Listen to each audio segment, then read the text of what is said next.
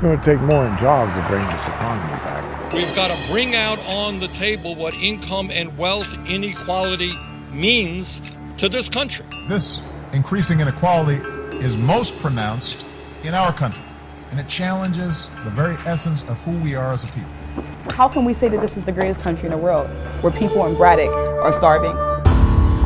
Yeah, everything's changed. The whole economy has changed. Most of the wealth in this country is in the hands of a few.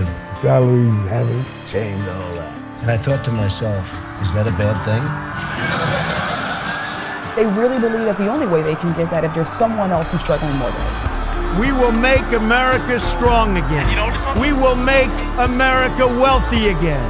We will make America great again. Thank you, God bless you, and God bless America. I can't wait for him to get out of here. I cannot wait for him to get out.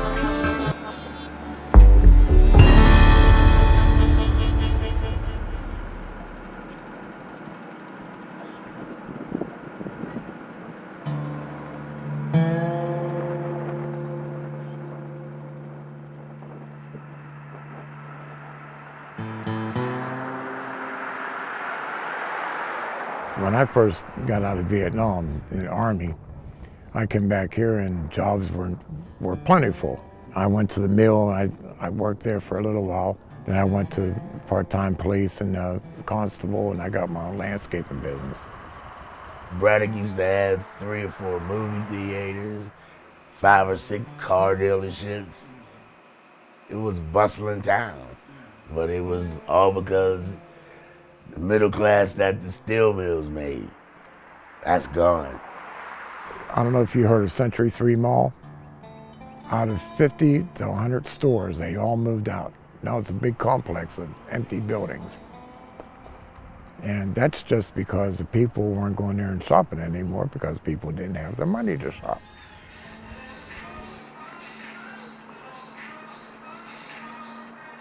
Three generations of my family, my great-grandfather, my father, and father all worked in Andrew Carnegie's first steel mill. As the mill began to decline, that's when this area, it became very deteriorated. It was left abandoned and neglected by the society, by the government.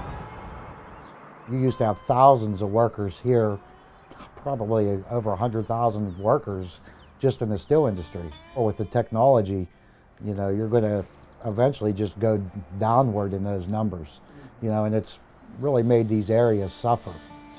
And people are just moving away because there's nothing here. The younger kids, you can't blame them. They graduate from school and they get out of here.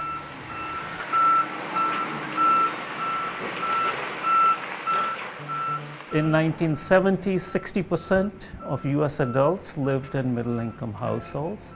Currently, it's about 50%. And this movement is both up and down the economic ladder. So what we have is a process of economic polarization. More people at the low end, more people at the high end, fewer people in the middle. And it's a reflection of growing economic inequality. Our town relied on the steel mill for a really long time, and for a long time that bankrolled everything that we had here. But now what we see, blighted buildings and not a lot of jobs, not a lot of job opportunities and educational disparities. Also, we see a concentration of poor people, black people, and kind of the intersection of both of those.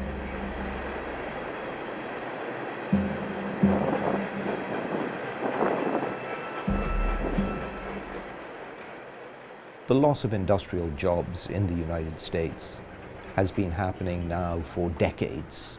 And so, in many ways, the great US middle class was built on people moving out of industry.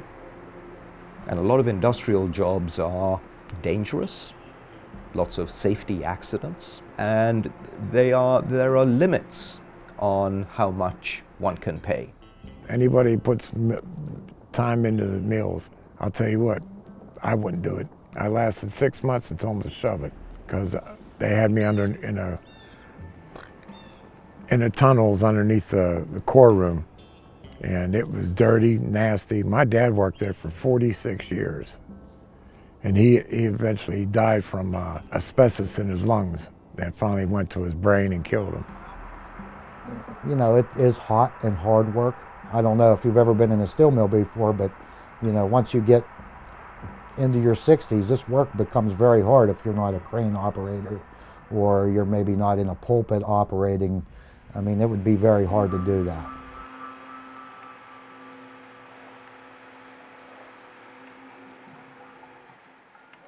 In 1979, I worked for a company, Westinghouse Electric, and I made $8 an hour then. And fast forward, 35 years later, UPMC started me off at $8.50. And we all know the cost of living has changed dramatically. They will enter OTAs, fine-tuning versus learning a new language, and that's really important. So the biggest transition in access. What we have here is at the right to work states, basically where you can't unionize, and you'll see that the pay is tremendously lower. You don't have benefits, you have no pensions, there's no real way to support yourself after you retire.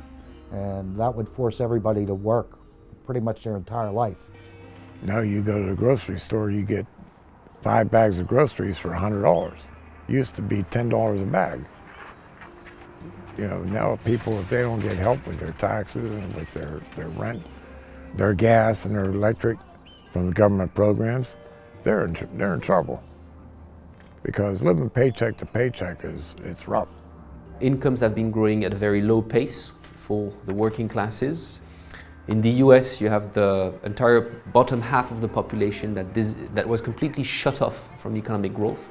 Just 3% growth for the bottom 50% between 1980 and today. 3% growth is nothing over a period of 38 years. It's tough to keep up with the bills. And one of the worst things is having medical debt to the company that you work for. Do you have one? Medical debt to UPMC? Yes, I have some.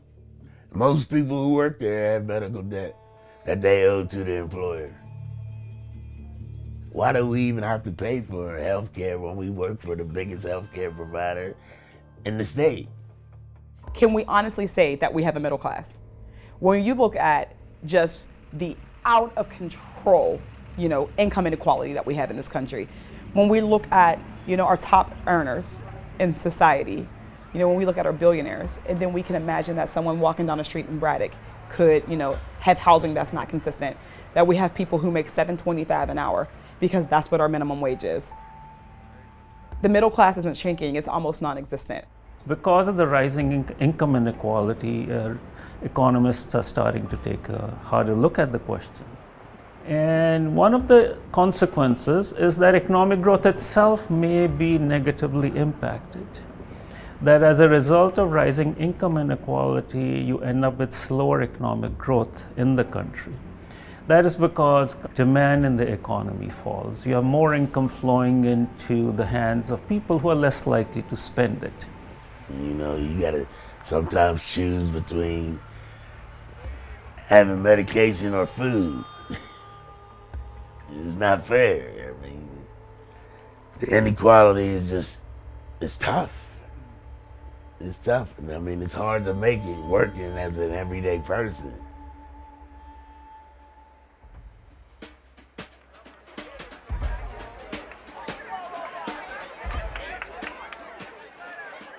Clearly, Trump was elected on an agenda to make the economy work for the bottom 50% of the American population.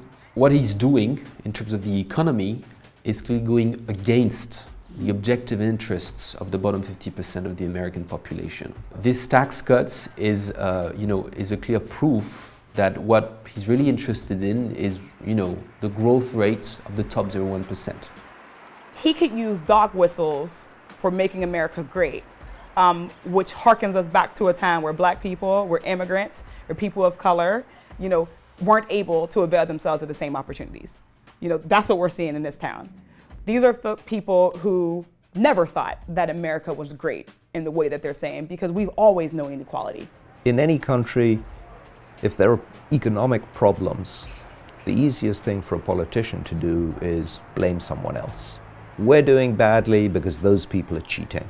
those people are stealing our jobs. All of these kinds of caricatures of globalization, I think, are largely untrue, largely fabricated, but has now become a dangerous part of our global narrative because it's undercutting many of the forces and structures of the global economy, like international trade, which have actually been the bedrock for progress everywhere. I think a heightened fear of losing control, losing power, of the massive power and rule and domination over everything. And I think that's what's fueling the populism. And what that does is it pits people who should be natural allies, poor people, working class people of all races, of all backgrounds. It pits us against each other because we're fighting for that one slice of the pie when in reality, the wealthy, the top 1%, they have their own pie. They have the factory. If you look at American foreign policy today, we are already beyond this era of supposedly happy globalization, of multilateralism. And one of the problems is that what globalization had promised, largely failed. It was supposed to increase the living standards in low-income countries. It did so. But it was also supposed to increase the living standards of the middle class and of the working classes in rich countries, which didn't really do so. We're seeing people who are wanting to come back to this neighborhood. We're seeing businesses that are starting to want to come here, but also we still have pollution. We still have the highest rates of asthma and COPD, or respiratory illnesses. And on top of that, we also have a fracking proposal. I'm afraid that Braddock won't recover. I'm afraid that this region won't, because no one's going to want to live in a dying town. So I think it's quite a natural phenomenon to see people experimenting and saying, well, do something for us here. And I think that what we will see over the next few years is whether governments can deliver on that or not. They will be trying to have policies outweigh market forces. And that's not an easy thing to do. That's the American story, though. It's like the American dichotomy. It's like freedom for all, but also, poverty, also slavery, also vast inequality. And it's always kind of existed together. And you will see that nowhere else. Like, you will see that no better than a place like this, than Braddock. Why are we trying to preserve this particular system? Why are we okay with preserving inequality, vast inequality for the most vulnerable people? A town like Braddock shouldn't exist. Not in this country. Somebody has to profit, though. We have a profit-driven country that relies on people in my community being poor. If the trend keeps going like this, it's going to be more an anarchy. You're going to have a war right here. The rich against the poor. These people aren't going to take it too much longer. It's amazing that they're taking as much as they have. You got to start taking care of the people, because if the people are the ones that are making everything, at least treat them right. Give them a break, something.